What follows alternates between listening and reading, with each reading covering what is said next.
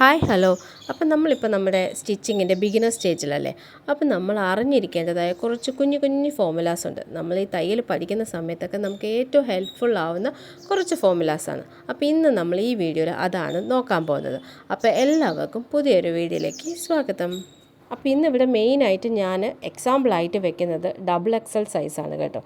അപ്പോൾ നമുക്കിവിടെ മെയിനായിട്ട് അറിഞ്ഞിരിക്കേണ്ട ഒരേ ഒരു മെഷർമെൻറ്റ്, ആ ഒരു മെഷർമെൻറ്റ് വെച്ചിട്ട് നമ്മൾ ബാക്കിയുള്ള ഹിപ്പ്, വേസ്റ്റ് അതെല്ലാം കണ്ടുപിടിക്കാനാണ് ഇപ്പോൾ പോകുന്നത്. അപ്പോൾ ആദ്യം നമുക്ക് അറിഞ്ഞിരിക്കേണ്ട ഒരേ ഒരു മെഷർമെൻറ്റ് എന്ന് പറയുന്നത് നമ്മുടെ ചെസ്റ്റിൻ്റെ സർക്കംഫറൻസ് ആണ്. അപ്പോൾ നമുക്ക് എത്രയാണ് ചെസ്റ്റിൻ്റെ ഇതുള്ളതെന്നാണ്.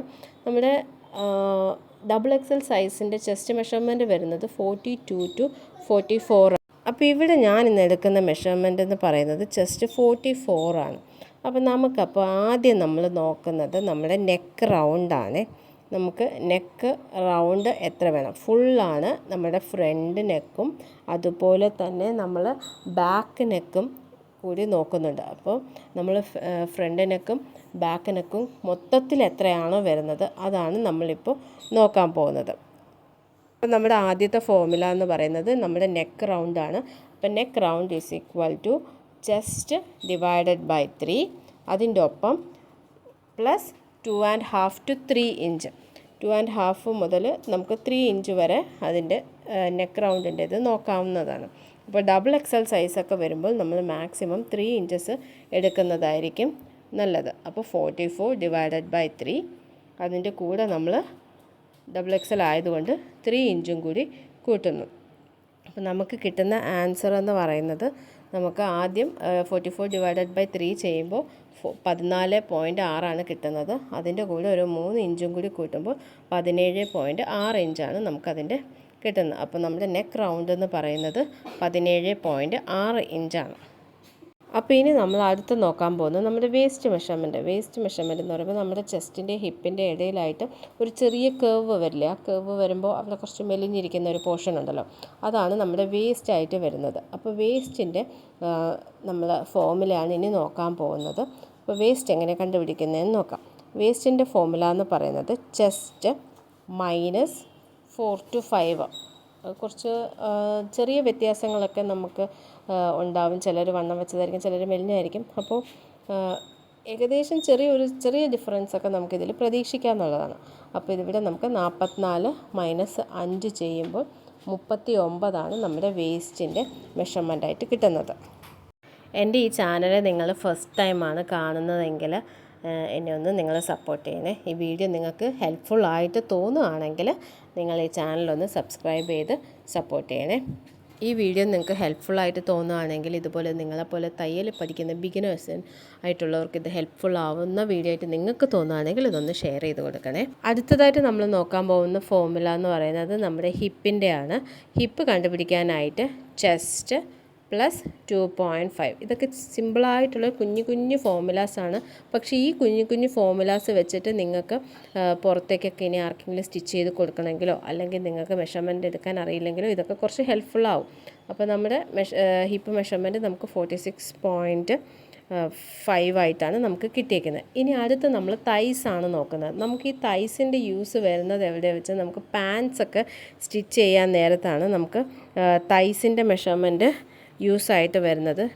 മെയിനായിട്ട് നമ്മൾ ഷോർട്ട്സ്, ലെഗിൻസ്, അതുപോലെ പലാസോ പാൻസ്, സിഗരറ്റ് പാൻസൊക്കെ തയ്ക്കുമ്പോഴാണ് നമുക്ക് ഈ തൈസിൻ്റെ മെഷർമെൻറ്റ് ആവശ്യമായിട്ട് വരുന്നത്.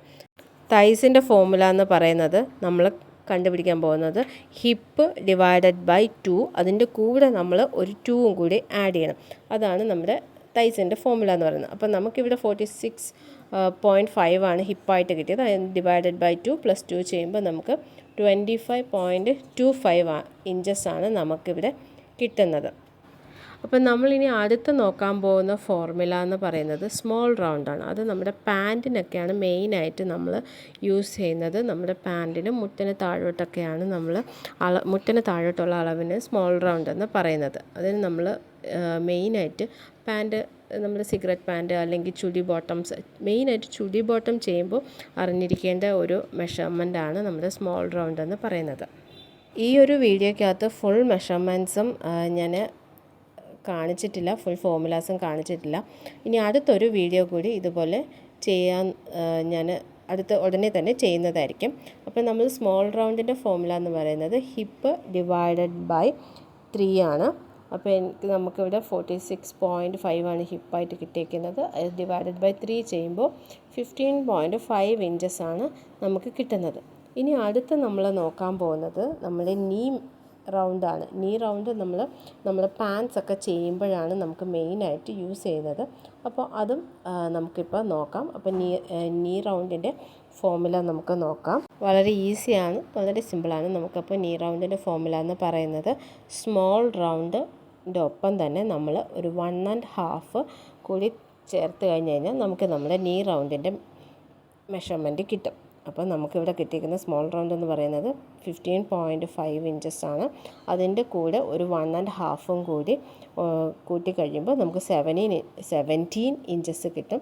അപ്പോൾ അതാണ് നമ്മുടെ നീ റൗണ്ടിൻ്റെ മെഷർമെൻറ്റ്. അപ്പോൾ അടുത്ത് നമ്മളിനി നോക്കാൻ പോകുന്നത് ആം ഹോളിൻ്റെ മെഷർമെൻ്റാണ്. അത് ഫുള്ള് നോക്കുന്നുണ്ട്. നമ്മുടെ ഫ്രണ്ട് ആം ഹോളും ബാക്ക് ആം ഹോളും മൊത്തത്തിൽ വരുമ്പോൾ എത്ര കിട്ടും എന്നാണ് നമ്മൾ നോക്കാൻ പോകുന്നത്. അപ്പോൾ ഫുൾ ആം ഹോളിൻ്റെ ഫോർമുല എന്ന് പറയുന്നത് ചെസ്റ്റ് ഡിവൈഡഡ് ബൈ 2, അതിൻ്റെ കൂടെ നമ്മൾ 1.5 ഇഞ്ചസ് മൈനസ് ചെയ്യണം. അപ്പോൾ ഇവിടെ കിട്ടുന്ന ആൻസർ എന്ന് പറയുന്നത് 20.5 ഇഞ്ചസ് ആണ് നമുക്ക് കിട്ടുന്നത്. നമ്മുടെ ചെസ്റ്റ് എന്ന് പറയുന്നത് 44 ആണ്. 44 ഡിവൈഡഡ് ബൈ 2, അതിൽ നിന്ന് ആ കിട്ടുന്ന ആൻസറിൽ നിന്ന് നമ്മൾ 1.5 മൈനസ് ചെയ്യണം. അപ്പോൾ നമുക്ക് കിട്ടുന്നത് എന്ന് പറയുന്നത് 20.5 ഇഞ്ചസ് ആണ് നമുക്ക് ആൻസറായിട്ട് കിട്ടുന്നത്. ഇവിടെ നിങ്ങളിപ്പോൾ കാണുന്നത് ഞാൻ 46 എന്നാണ് എഴുതിയേക്കുന്നത്. സോറി, തെറ്റാണ്. 44 ഡിവൈഡഡ് ബൈ 2, അതിൻ്റെ കൂടെ 1.5 മൈനസ് ചെയ്യുക. അപ്പോൾ അതിൻ്റെ ആൻസറായിട്ട് കിട്ടുന്നത് 20.5 ഇഞ്ചസ് ആണ്. ഇനി അടുത്ത് നമ്മൾ നോക്കാൻ പോകുന്നത് ഹാഫ് ആം ഹോളാണ്. അതിൻ്റെ ഫോർമുല എന്ന് പറയുന്നത് ചെസ്റ്റ് ഡിവൈഡഡ് ബൈ 4 മൈനസ് 2.5 ആണ്. അപ്പോൾ നമുക്ക് ആൻസറായിട്ട് കിട്ടുന്നത് 8.5 ആണ് നമുക്ക് ഹാഫ് ആം ഹോളിൻ്റെ മെഷർമെൻ്റായിട്ട് കിട്ടിയേക്കുന്നത്.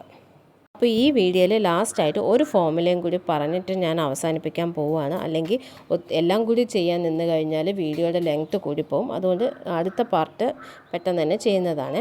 അപ്പോൾ അടുത്തിനി നോക്കാൻ പോകുന്നത് ഫ്രണ്ട് നെക്കിൻ്റെ ലെങ്ത്താണ്. ഫ്രണ്ട് നെക്ക് നമ്മൾ എത്ര ഇറക്കത്തിൽ വെക്കണം എന്നതാണ് നമ്മളിനി നോക്കാൻ പോകുന്നത്. അതിൻ്റെ ഇത് പറയുന്നത് ചെസ്റ്റ് ഫോർമുല ഇങ്ങനെയാണ് വരുന്നത്. Chest divided by 6.